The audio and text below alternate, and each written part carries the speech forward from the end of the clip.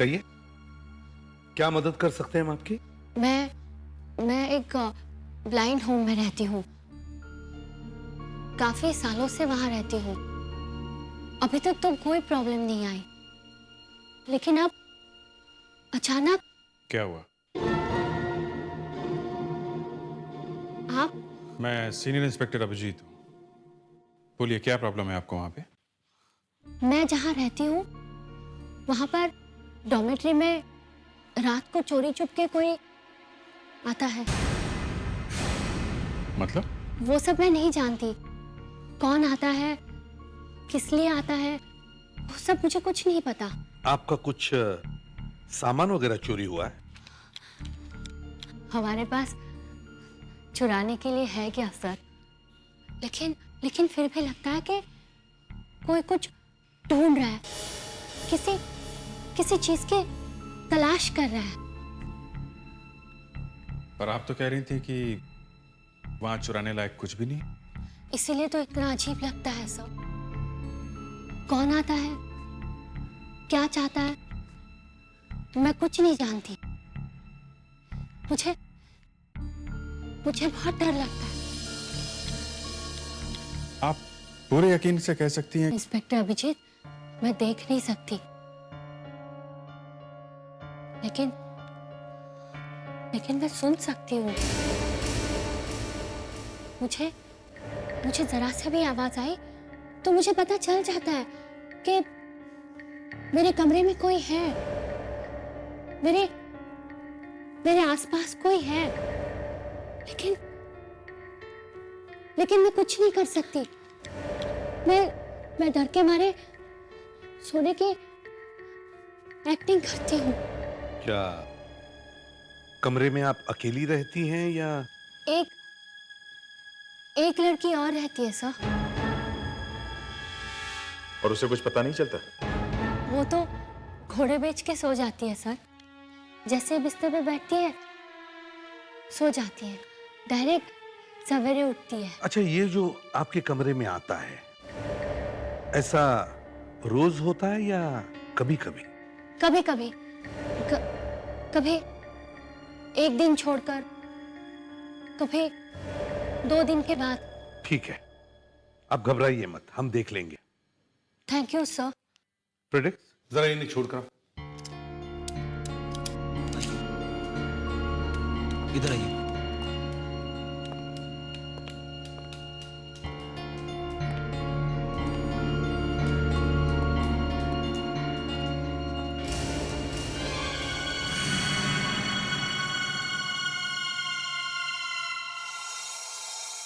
क्या लगता है? सर, लगता तो है कि सच कह रही है। मगर सर, इस केस में हम क्या कर सकते हैं? हाँ, ना कोई खून हुआ है, ना चोरी या हमला। ये केस हमारे सीआईडी का नहीं है। फिर भी इस लड़की का डर कह रहा है कि कुछ भी हो सकता है। हमारा काम सिर्फ क्राइम का इन्वेस्टिगेशन ही नहीं, बल्कि क्राइम होने से रोकना भी है।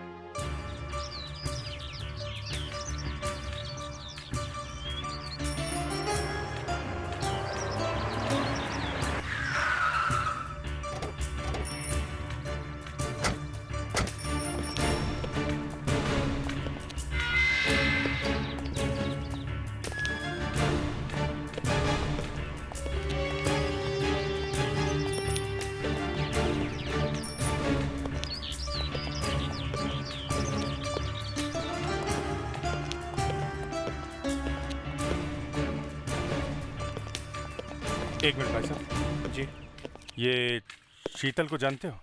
शीतल? वो 17 नंबर वाली? अरे साहब, उसकी बात मत करो। उसकी बहुत बड़ी प्रॉब्लम है। कभी तो अकेले में बैठकर रोती रहती है और कभी सबके सामने हंसती रहती है। कुछ गड़बड़ है। लेकिन साहब, उससे आप लोगों का क्या काम है? यहाँ के डॉक्टर कहाँ मिलेंगे जो इंचार्ज है यहाँ के? साहब आ रहे हैं, आपके पीछे आ रहे हैं। डॉक्टर साहब? Yes, senior inspector Abhijeet, CID से। सीआईडी? ब्लाइंड होम में क्या हुआ यहाँ पे? आपके यहाँ एक शीतल मैडम है। हाँ, वो हमारे ऑफिस में आई थी। उनका कहना है कि उनके कमरे में कोई चोरी छुप के आता है, यही ना?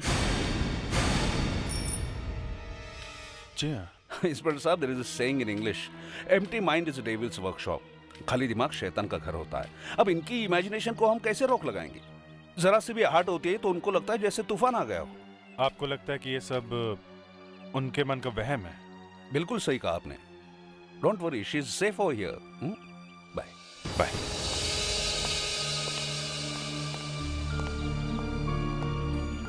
सबको ऐसे लगता है मैं बेचारी अंधी लड़की जिसको करने के लिए कुछ भी नहीं है, इसीलिए बेकार की कहानियां बनाकर टाइम पास कर रही हूँ। नहीं नहीं, हमने ऐसा कब कहा? लेकिन देखिए, हम आपकी बात पर विश्वास करके ब्लाइंड होम गए थे, बल्कि आपके लोगों ने कहा कि आपको थोड़ा ओवर रिएक्ट करने की आदत है। फिर भी हमने छानबीन की, मगर हमें वहां कुछ पता नहीं चला। बात तो वही हुई ना कि मैं झूठ बोल रही हूँ। देखिए मैडम, ब्लाइंड होम में हमने बहुत सारे लोगों से बात की है। अब वो सच बोल रहे हैं कि आप सच बोल रही हैं। उनकी बात पे विश्वास करें कि आपकी बात पे? हो सकता है कि वो सब मिले हुए हो। लेकिन कोई आपके कमरे में आएगा क्यों? चाहिए क्या उसे? यही तो आपको पता करना है। देखिए, हम पुलिस वाले हैं, हमें भी कई चीजें महसूस होती हैं। हमें लगता है कि हम बहुत कुछ जानते हैं, मुजरिम को सूंघ लेते हैं, मगर कभी कभी हमसे भी गलती हो जाती है। यही तो फर्क है आप में और मुझ में। मुझसे कभी गलती नहीं होती। हेलो, अब मैं आपसे थोड़ी देर बाद बात करता हूँ, थोड़ा बिजी हूँ। ओके? देखिए मैडम, हमें लगता है ये आपका वहम है। आपके कमरे में कोई आता जाता नहीं। आपको मेरी बातों पर यकीन नहीं है, ठीक है, मैं आपको प्रूव करके बता सकती हूँ। आप बताइए, आपके कानों में ब्लूटूथ है या हैंड्स फ्री? मैंने तो ब्लूटूथ पहना हुआ है, मगर आपको कैसे पता चला? अगर आपके हाथों में फोन होता तो उसे उठाने में कुछ सेकंड तो लगते ही ना।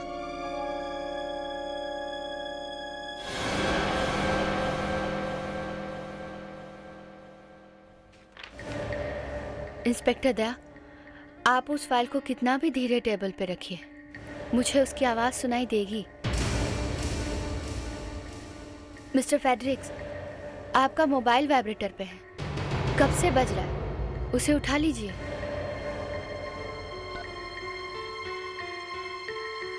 मान गए मैडम, मगर फिर भी मैं 100% कह सकती हूँ कि मेरे रूम में कोई आता है, चाहे आप चारों इस पर यकीन करें या ना करें। होगी ना आपसे गलती। यहाँ इस रूम में 4 नहीं, सिर्फ हम 3 लोग हैं। शायद आप भूल गए, दरवाजे पे एसीपी साहब खड़े हैं।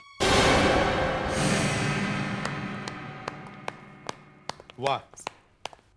सर, ऊपर वाला जब किसी से एक चीज छीन लेता है तो उसे दूसरी ताकत भी देता है। हमें हल्की सी आहट भी सुनाई देती है जो हमारी आंखें नहीं देख सकती। सॉरी शीतल जी, लेकिन इस बार हम आपका केस सीरियसली लेंगे। आपको दोबारा शिकायत करने का मौका नहीं देंगे। आपके कमरे में जो भी आता है उसे जवाब तो देना ही पड़ेगा कि उसका मकसद क्या है। यह केस तभी सॉल्व हो पाएगा जब कोई ब्लाइंड होम में जाकर रहेगा और वहां की हर बात, हर आदमी पर लगातार नजर रखेगा।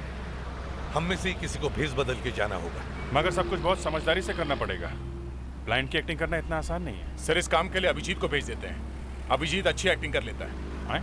नहीं दया, मैं खुद जाऊंगा। सर आप? हाँ अभिजीत, क्योंकि मैं अच्छी तरह से जानता हूं कि जब आंखों की रोशनी चली जाती है तो कैसा महसूस होता है। एक बार अपनी आंखें खो चुका हूं मैं। इसका मतलब मैं मानता हो गया हूं। मैं देख नहीं सकूंगा।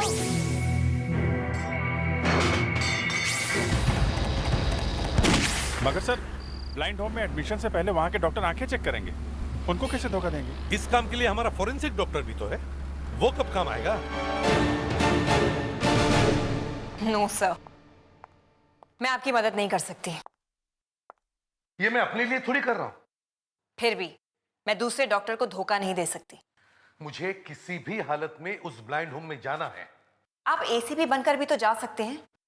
एसीपी जैसे बनकर जाने में कोई फायदा नहीं है, क्योंकि वहां पर क्या चल रहा है कुछ पता नहीं चलेगा।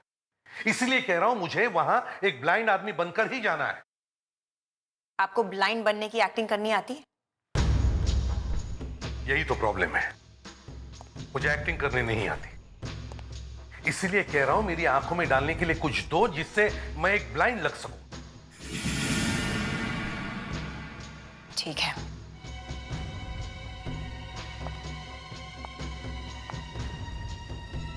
मैं आपको एक केमिकल दे देती हूँ, लेकिन मैं आपको बताऊंगी नहीं कि वो क्या है। मत बताओ, मगर दे दो।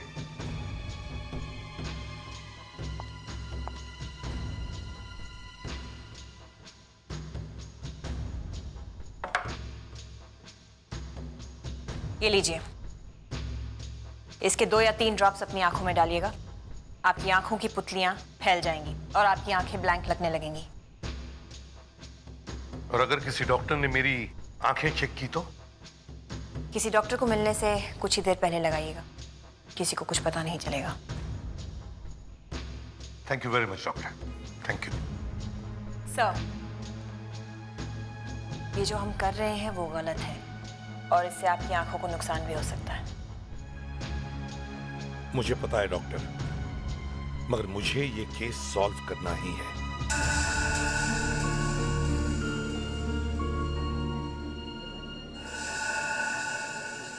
तो आपको डॉक्टर अग्रवाल ने भेजा है?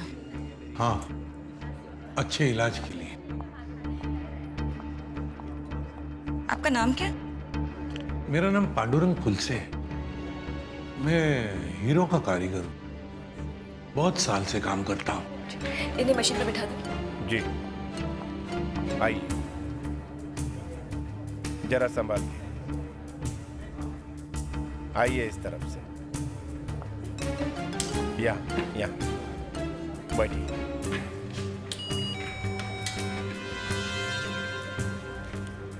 हाँ, यहाँ बाबा जी। हाँ, या। आपको कब से दिखाई नहीं दे रहा? 1 साल से। कभी कोई इलाज करवाया? कहाँ से इलाज करवाऊंगा, जब से आंखें चली गई काम भी बंद हो गया। पैसे नहीं इलाज करवाने के लिए।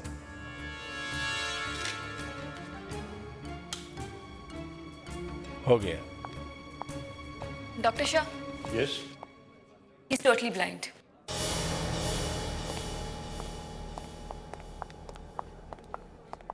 तो आप हमसे क्या उम्मीद लेकर आए? आप मुझे अपने ब्लाइंड होम में रख लीजिए, बाहर मेरा कोई नहीं है। ठीक है, इन्हें बेड नंबर 8 दे दो। आप बेफिक्र रहिए, यहाँ आपका पूरा ख्याल रखा जाएगा। Okay, thank you doctor.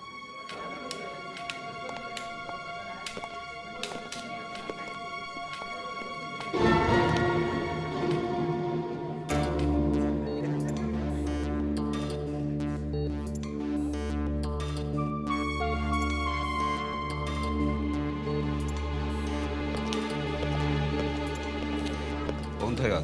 New patient, totally blind. Totally blind?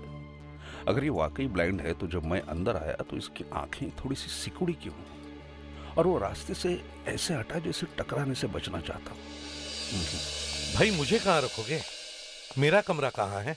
वहां आगे है। और यहाँ लेडीज का कमरा कहाँ है?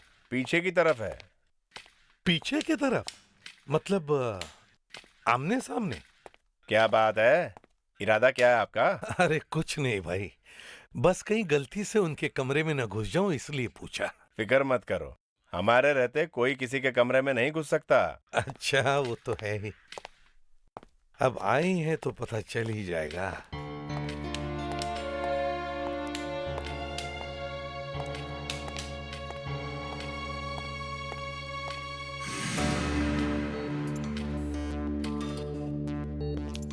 किसी चीज की जरूरत हो तो बेल दबा देना। हाँ जी, शुक्रिया।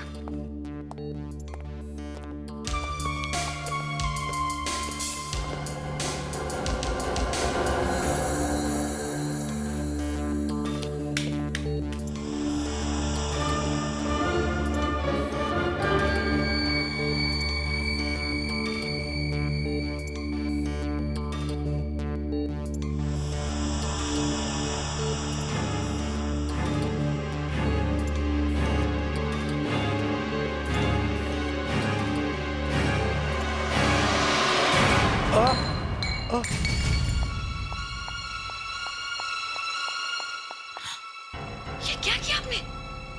I'm sorry, मुझसे गलती हो गई।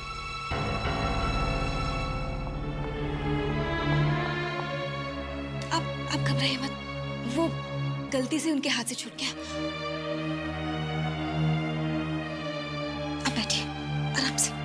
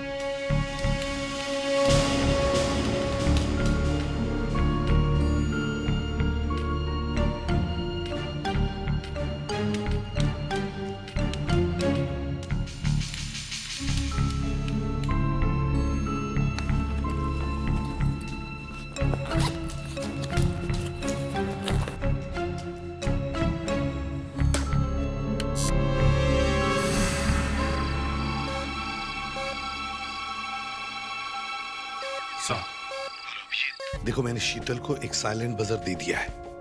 अगर उसके कमरे में कोई आया तो वो बजर बजा देगी। Okay sir. सर वहां पे कोई प्रॉब्लम है डॉक्टर मूर्ति। मुझे उस पर शक है और उसे मुझ पर। सर क्या ये वही है जो शीतल के कमरे में जाता है? हाँ, हो सकता है। उसे मेरी कहानी बनावट लगी है। मैं कोई एक्टर तो नहीं हूं, लेकिन इस वक्त डॉक्टर मूर्ति मेरा दुश्मन है। हेलो, मैं तुम्हें बाद में फोन करता हूं। कोई आ रहा है। आज दूसरी रात है। शायद आज रात को कुछ न कुछ जरूर होगा।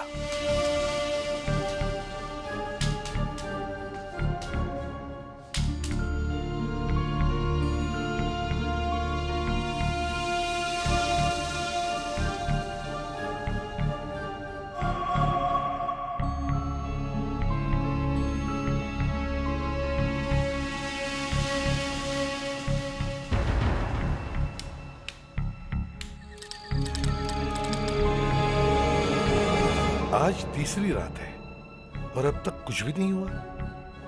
कि शीतल जो कह रही है वो उसका वहम तो नहीं?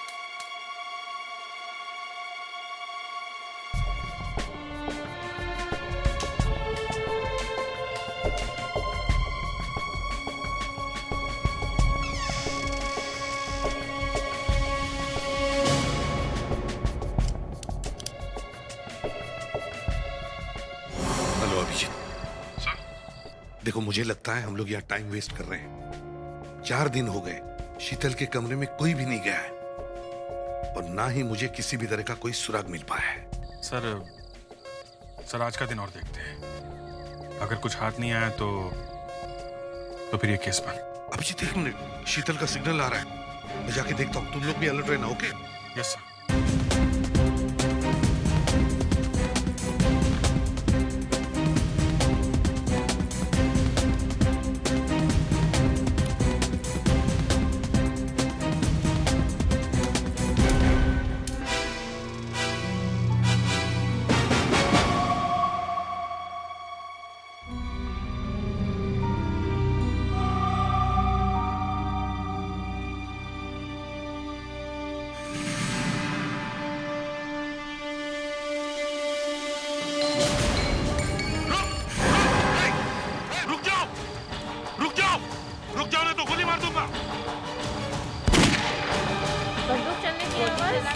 अरे गोली किसने चलाई? क्या हो रहा है? गोली किसने चलाई? मुझे डर लग रहा है। चलो चलते हैं यहाँ से। अरे गोली चलाने की आवाज। ये क्या हो रहा है? मुझे तो डर लग रहा है। क्या हो रहा है यहाँ पर? कौन है?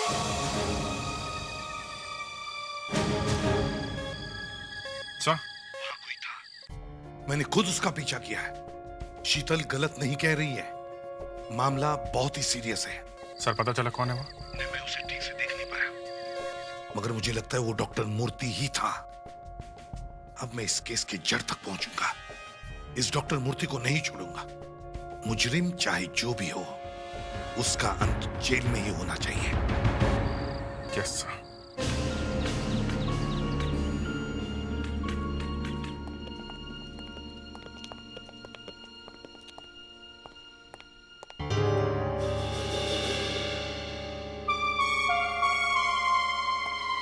प्लीज मैडम, जरा प्लीज हटिए आप। एक मिनट, सॉरी, एक मिनट हटिए प्लीज। क्या हो रहा है यहाँ?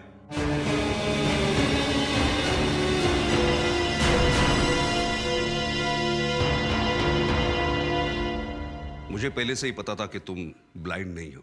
आप ठीक कह रहे हो डॉक्टर मूर्ति, मैं ब्लाइंड नहीं हूं और ना ही कोई मेरी आंखों में धूल झोंक सकता है।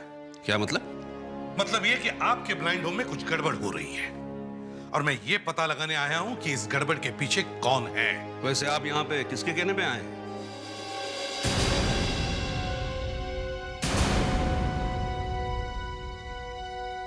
तो शीतल के कहने पे आप यहाँ पे आए हैं। लगता है आजकल सीआईडी के पास कुछ काम नहीं है। सीआईडी के पास सिर्फ एक ही काम है, क्राइम को रोकना और मुजरिम को पकड़ना। फिर वो मुजरिम चाहे जो भी हो, एक आम आदमी या आप जैसा डॉक्टर। समझे doctor Murthy? All the best. Thank you doctor Murthy. पिछले कई रातों से कोई 17 नंबर बेड के आसपास कुछ ढूंढता है। जो कुछ भी गड़बड़ इस 17 नंबर बेड के आसपास ही है, लेकिन क्या है? क्या चाहता है वो आदमी? सर अभी ये बेड नंबर 17 खाली है, लेकिन 15 दिन पहले जो पेशेंट यहाँ रहती थी उसका नाम राधिका था। और पिछले 15 दिन से ही कोई यहाँ पर आ रहा है। राधिका के बारे में कुछ इंफॉर्मेशन? सर वो यहाँ सिर्फ एक हफ्ते के लिए ही थी, फिर चली गई? नहीं सर, वो मर गई। मर गई? इसका मतलब है हमें राधिका के बारे में बहुत कुछ पता लगाना चाहिए। वो कौन थी, कहां से आई थी, क्या काम कर रही थी? अभिजीत, मुझे राधिका की पूरी फाइल चाहिए।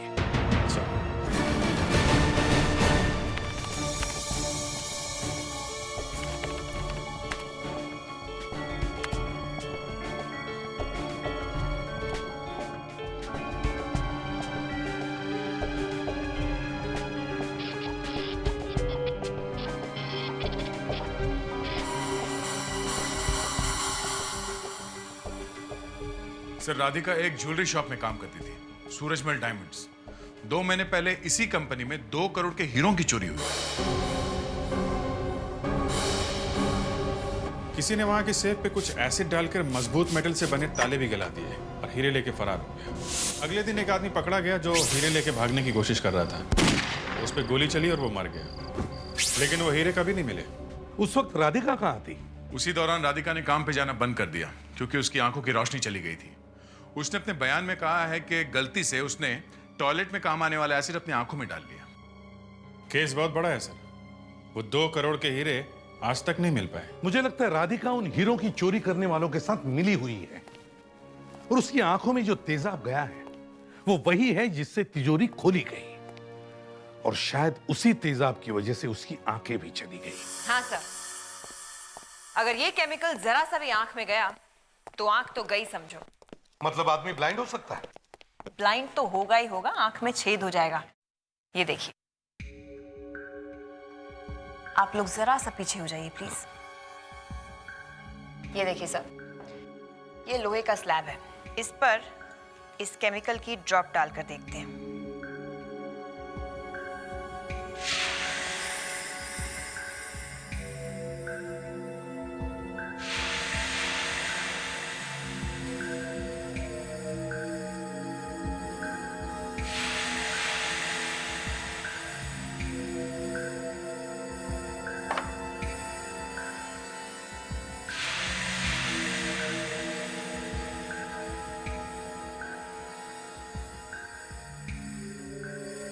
ये केमिकल तो सेफ के ताले में भी छेद कर दे, तो फिर इंसान की आंख क्या चीज है?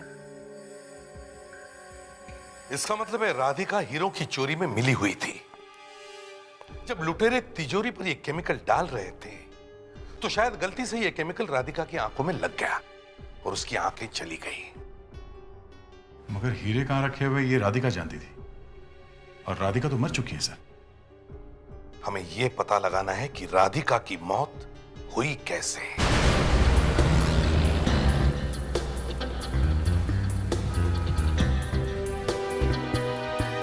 सर, मुझे इस बात पे हैरानी है कि राधिका आत्महत्या करने के लिए ब्लाइंड होम की फार्मेसी तक पहुंची कैसे, और उसे ये कैसे पता चला कि जो शीशी उसने उठाई है, जो वो पीने जा रही है, उसमें जहर ही है। सर, आप जो कह रहे हैं वो सच भी हो सकता है। क्या मतलब? मतलब राधिका का मन जिंदगी से भर चुका था। वो चीखती थी, चिल्लाती थी, मुझे मार दो, मुझे मार दो, मुझे मरना है, प्लीज कोई मुझे जहर ला के दो, मुझे मरना है, मुझे इस साल में नहीं जीना है, प्लीज। मैं बहुत पैसे दूंगी, मुझे जहर ला के दो। ओह, इसका मतलब किसी ने पैसों के लालच में आकर उसे जहर दे दिया। जहां से उसने वो जहर की शीशी उठाई है, उस अलमारी में तो हमेशा ताला लगा रहता है। तो फिर राधिका जहर तक पहुंची कैसे? सर, जरूर किसी ने उसकी मदद की है। मतलब राधिका ने आत्महत्या नहीं की है, उसका खून हुआ है। सर, मान ले ऐसा हुआ भी है तो कौन हो सकता है वो? ये तो ब्लाइंड होम में ही पता चलेगा। ब्लाइंड होम चलो। सर। हाँ सर, मुरली नाम का एक आदमी पिछले 9 साल से इस ब्लाइंड होम में रह रहा था, मगर राधिका के मौत के बाद अचानक उसने 2-3 दिनों में यहाँ से छुट्टी ले ली। क्यों? वो ठीक हो गया था क्या? उसकी आंखों के इलाज के लिए उसे बहुत सारे पैसों की जरूरत थी।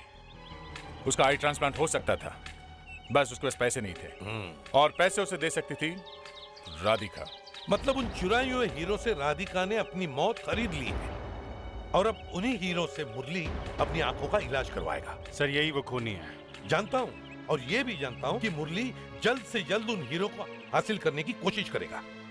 दया, मुरली के बारे में और कुछ पता चला है? सर, डॉक्टर लीना कामत ये केस देख रही थी, उन्हीं से कुछ पता चलेगा सर। मुरली का एक भतीजा है अरविंद। मुरली ने उसे कई बार बुलाया, लेकिन इतने सालों में ना ही वो कभी उसे मिलने आया और ना ही कभी उसकी पूछताछ की। लेकिन 2 दिन पहले मुरली ने अरविंद को फिर से फोन किया। किस लिए? उसे मिलने के लिए। और वो मिलने आया? हाँ, इस बार वो आया भी और उसे डिस्चार्ज करवा कर लेकर भी गया। तो इसका मतलब है मुरली हीरो के बारे में जानता है। मुरली ने अरविंद को हीरो का लालच दिया और अरविंद उसे बाहर ले गया। डॉक्टर, क्या आप बता सकती हैं ये अरविंद रहता कहां है? आप ऑफिस रिकॉर्ड्स में देख लीजिए, एड्रेस मिल जाएगा आपको।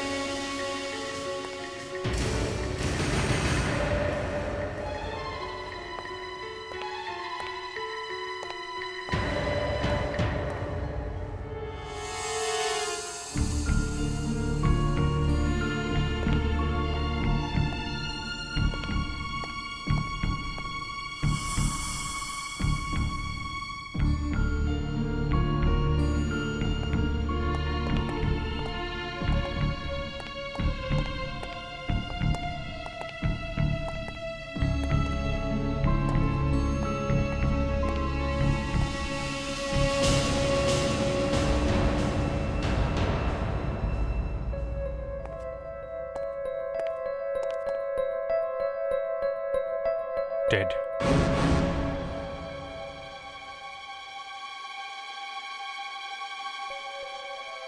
खून अभी भी लाल है, सूख कर काला नहीं हुआ है। मर्डर हुए ज्यादा देर नहीं हुई है सर।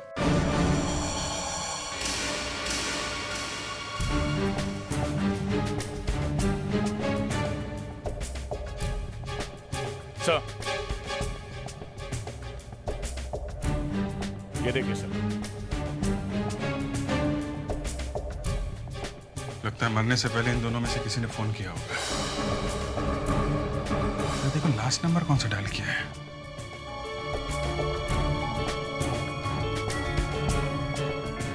14739। पर ऐसा तो कोई नंबर होता ही नहीं है कहीं पे भी। हाँ, और अगर ऐसा नंबर है नहीं तो फिर इसने डायल क्यों किया? सर, ये कई कंपनियों के ट्रैवल ब्रोशर्स मिले हैं। लगता है कहीं भागने की तैयारी में थे। सर, इनकी बॉडी पे बहुत सारे निशान हैं। शायद इन्हें टॉर्चर किया गया है। कुछ उगलवाना होगा। जिसने भी इन दोनों का खून किया है वो इन हीरो के बारे में जानता है और इन हीरो के वजह से इन दोनों का खून हुआ है। देखना ये है कि इस 14739 का इस खूनी के साथ क्या लेना देना है। शीतल को लगता था कि उसके कमरे में चुराने के लिए कुछ भी नहीं है, लेकिन उसे यह पता नहीं था कि उसके कमरे में 2 करोड़ के हीरे छुपाए गए हैं और उन्हीं को ढूंढने के लिए कोई उसके कमरे में जाता था।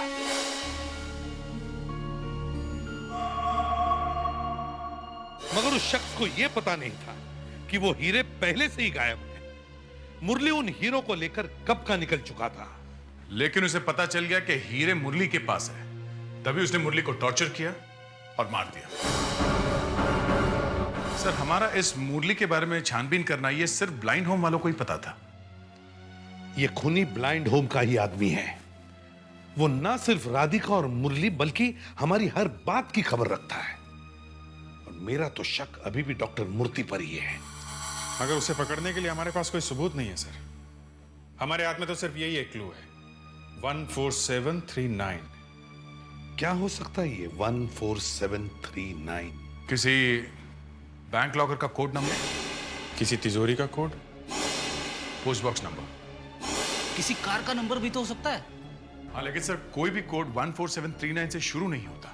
यह भी हो सकता है ये उस नंबर का पिछला हिस्सा हो, इसके आगे कुछ और नंबर हो। पता करो किस चीज का नंबर है ये नंबर ही हमें खूनी तक पहुंचाएगा।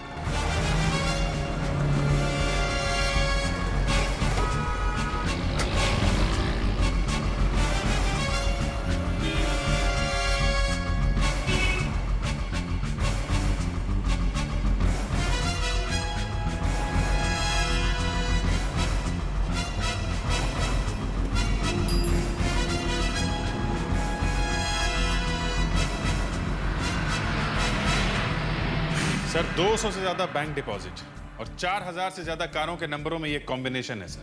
सर, करीब 15000 नंबरों में ये कॉम्बिनेशन मिले हैं। सर, और भी कई चीजें हैं चेन में, जैसे कि दुकानों के मेंबर, क्लब कार्ड के member, credit card number, ATM number.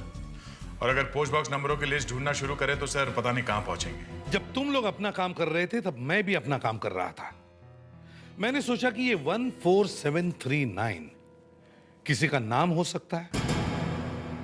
नाम? हाँ, जैसे 725 का राज होता है, ये देखो 7 का R, 2 का A और 5 का J। वैसे 14739 के बहुत सारे कॉम्बिनेशंस हो सकते हैं। तब भी सर मोबाइल फोन के नंबरों में नंबर 1 पे कोई अल्फाबेट नहीं होता। फिर भी इस नंबर का कुछ तो मतलब है, नहीं तो मरता हुआ आदमी ये नंबर डायल क्यों करता? एग्जैक्टली। हमें फिर से ब्लाइंड होम चलना होगा, वहीं पे पता चलेगा 14739 का राज क्या है।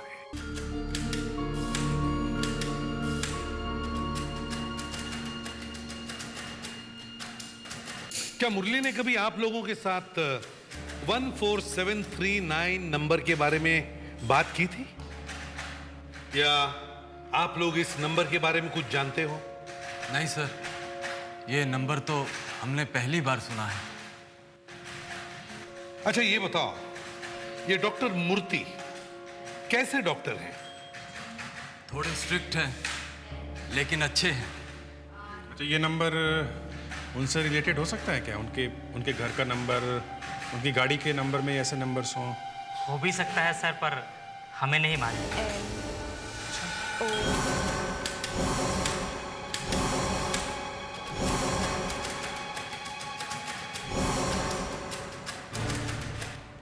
क्या हुआ सर?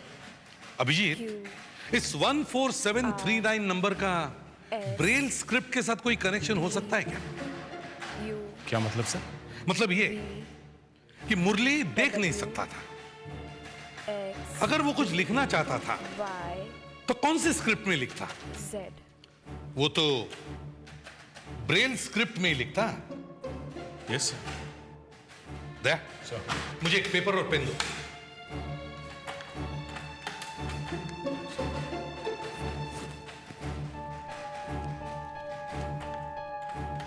अब मैं टेलीफोन के डायल पर जैसे नंबर लिखे हुए होते हैं उसी तरह मैं इस पेपर पर नंबर्स लिखता हूं।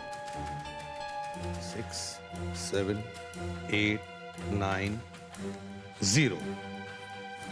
अब बताओ वो नंबर क्या है?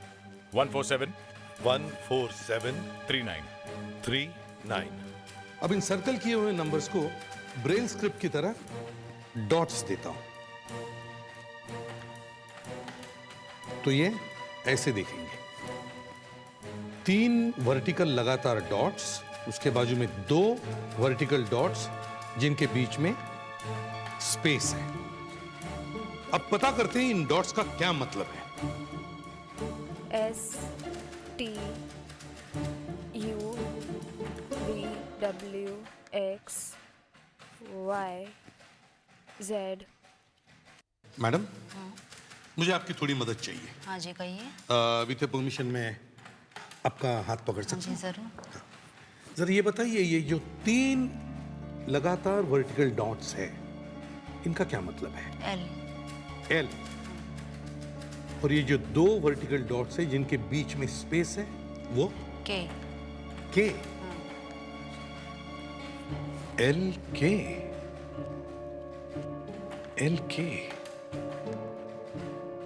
डॉक्टर लीना कामत।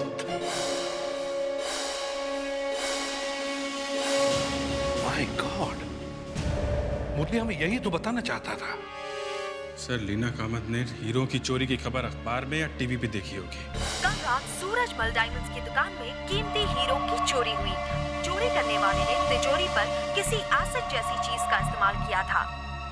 राधिका के मरने के बाद भी लीना कामत हीरो के खोज में लगी रही, मगर जब हम मुरली तक पहुंचने की कोशिश कर रहे थे तो लीना कामत हमसे पहले वहां पहुंच गई और जैसे ही उसे हीरो के बारे में पता चला उसने मुरली को मार दिया। मगर मुरली ने मरने से पहले लीना कामत का नाम टेलीफोन पे लिख दिया। ये लीना कामत इस वक्त कहां होगी?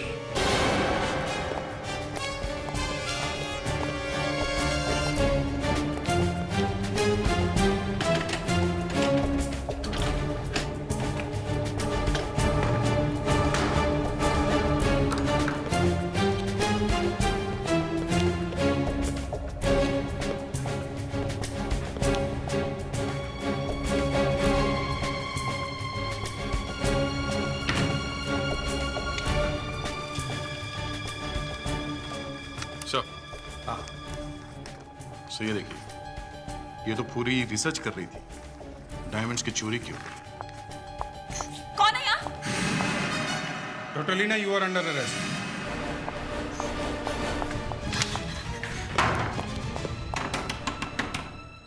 देखो, अंदर छुप के बैठने का कोई फायदा नहीं है, बाहर आओ। दरवाजा तोड़ दो। सर,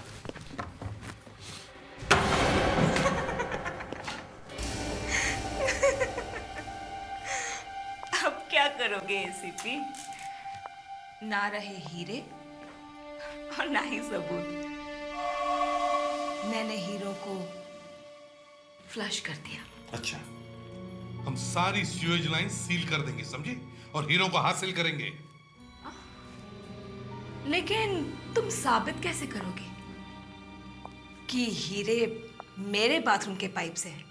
यहाँ तो बहुत सारे बाथरूम्स हैं। हीरे कहां से आए और कहां जाएंगे इससे हमें कोई फर्क नहीं पड़ता। मुरली ने मरते वक्त तुम्हारा नाम लिखा है टेलीफोन पे।